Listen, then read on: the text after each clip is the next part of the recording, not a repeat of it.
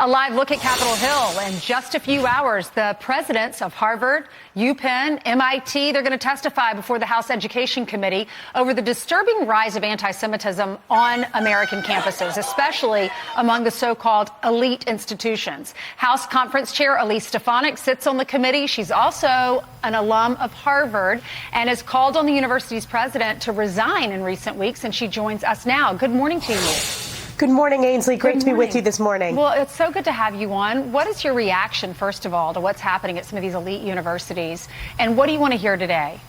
It is abhorrent, Ainsley. It is heinous. This rise and really explosion of anti-Semitism on college campuses is fundamentally un-American. Today's hearing is incredibly important to hold these university presidents accountable.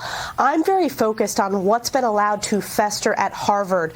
The fact that President Claudine Gay, that's the president of Harvard University, was silent after over 30 student groups blamed Israel for the Hamas terrorist attacks that slaughtered over 1,000 Israelis. The fact that the university was silent is unacceptable. I've called for her resignation, but the American people can be assured there will be tough questions for these university presidents today, because we want to make sure that anti-Semitism, that we root it out at its core.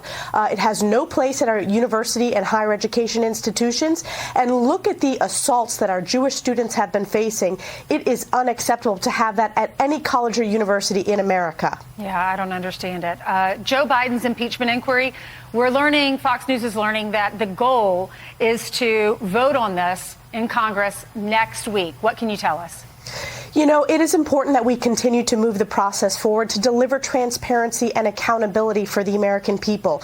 This vote on the impeachment inquiry would make sure that we are at the apex of our congressional power. There has been no surprises stonewalling from responding to subpoenas and turning over documents. And we want to make sure that the Congress is able to hear from all the witnesses, so that this allows us to have those closed-door depositions, which are very important, prior to open hearings. So I anticipate an impeachment inquiry vote imminently, certainly before the end of the year. Ultimately, it's the Speaker's decision to make, but our members want to make sure that we have all the facts that I believe will uncover the greatest political scandal in our nation's history. I was reading this morning that Comer is saying that Joe Biden was on Hunter's payroll, not through his personal bank account, but he was getting paid, I don't know, weekly, bi-weekly, continuously through one of his business accounts. That is true, Ainsley, and we would not know that were it not for the great oversight work of Jamie Comer and his committee. And bank records don't lie, Ainsley. The mainstream media, they may refuse to report this, but whether it's checks, $240,000 made out to Joe Biden from his family who benefited from adversaries like Communist China, like Russia, or whether it's this monthly payroll, bank records do not lie.